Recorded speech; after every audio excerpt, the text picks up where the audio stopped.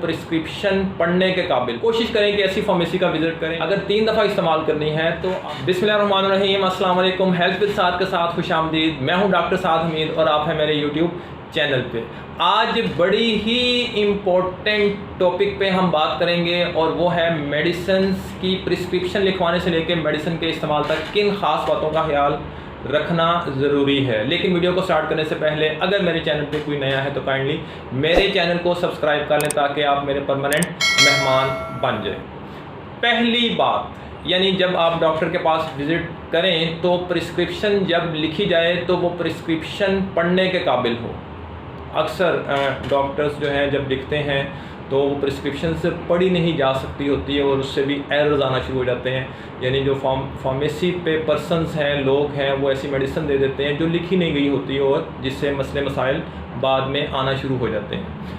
इसलिए बेहतर तो यही है कि कंपोज फॉर्म में हो मेडिसिन जो बाहर कंट्रीज़ हैं, और इवन आप पाकिस्तान के अंदर भी जो अच्छे हॉस्पिटल्स हैं, डॉक्टर्स जो हैं वो कंपोज फॉर्म में प्रिस्क्रिप्शन लिखते हैं, वो बड़ी ही अच्छी बात है। अगर ऐसा ना हो तो कम से कम यानी वो इस तरह से लिखी गई हो कि आसानी से जो रेलिवेंट पर्सनस हैं फार्मेसी पे, मेडिकल स्टोर पे, वो उसको पढ़ सकते हो। दूसरे नंबर पे चीज़ आ जाती है, जब आप फार्मेसी पे जाते हैं तो किन चीज़ों का आपने ख्याल रखना है।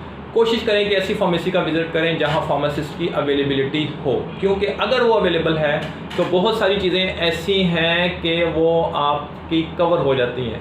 नंबर 1, सबसे पहले जो मेडिसिन आप परचेज़ कर रहे हैं उस मेडिसिन के बारे में वो जानता है, उसको पता है कि ये मेडिसिन दूसरी किस मेडिसिन के साथ इंटरेक्शन कर सकती है। क्योंकि इंटरेक्शन का मतलब ये होता है कि जब आप एक से ज़्यादा मेडिसिन यूज़ कर रहे होते हैं तो 2 इकट्ठी मेडिसिन के यूज़ करने से या तो उनके इफ़ेक्ट्स नहीं आते, या उसके एक्स्ट्रा इफ़ेक्ट्स आना शुरू हो जाते हैं, या उसके एडवर्स इफ़ेक्ट्स यानी अनवांटेड इफ़ेक्ट्स जो हैं वो आना शुरू हो जाते हैं। ये वही जानता है। फिर दूसरे नंबर पे जो आप फूड लेते हैं इसका उसके साथ भी इंटरेक्शन हो सकता है, ये भी वही जानता है।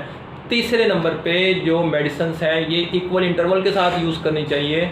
आम तौर पे हमारे यहाँ ये एक बात जहन के अंदर रखी जाती है कि जो मेडिसिन है बिलफर्ज अगर 2 दफ़ा इस्तेमाल करनी है तो हम यही समझते हैं कि सुबह और शाम, या 3 दफ़ा इस्तेमाल करते हैं तो इसका मतलब ये है कि सुबह, दोपहर और शाम। ऐसा नहीं है, इसका मतलब इक्वल इंटरवल है। यानी अगर 2 दफ़ा मेडिसिन इस्तेमाल करनी है दिन में तो इसका मतलब है आफ्टर 12 आवर्स, यानी हर 12 घंटे के बाद। अगर 3 दफ़ा इस्तेमाल करनी है तो आफ्टर 8 आवर्स, 8 घंटे के बाद।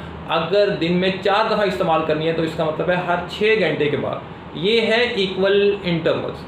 फिर इसके बाद यानी जो मेडिसिन है उसको यूज़ किस टाइम पे करना चाहिए, क्योंकि बाज़ मेडिसिन ऐसी हैं जिसका इस्तेमाल करने का एक ख़ास टाइम है। फॉर एग्ज़ाम्पल अगर आप ओमेप्राज़ोल इस्तेमाल कर रहे हैं, आपको स्टमक कोई प्रॉब्लम है, तो वो आपने खाना खाने से कोई आधा घंटा 1 घंटा पहले इस्तेमाल करनी है, उसका इफेक्ट आपको तब मिलना। फॉर एग्ज़ाम्पल आप एंटीसिड यूज़ कर रहे हैं, वो खाना खाने से पहले नहीं, वो आपने खाना खाने के बाद इस्तेमाल करनी है, खाना खाने के दौरान भी इस्तेमाल नहीं करनी। तो इसलिए फार्मासिस्ट की अवेलेबिलिटी जो है वो उस जगह पे होनी चाहिए। जब आप मेडिसिन परचेज़ कर लेते हैं, मेडिसिन घर ले आते हैं, अब उसकी स्टोरेज की बात आ जाती है कि आपने उसको किस जगह प्लेस करना है। कोई मेडिसिन ऐसी है जिसे आपने 25 डिग्री सेल्सियस पे रखना है, कोई मेडिसिन ऐसी है जिसे आपने 8 डिग्री सेल्सियस पे रखना है, यानी आपने फ्रिज में रखना है। तो अगर आप इनको अपने रेलिवेंट प्लेस पे रखेंगे तो वो तब ही काम करेगी।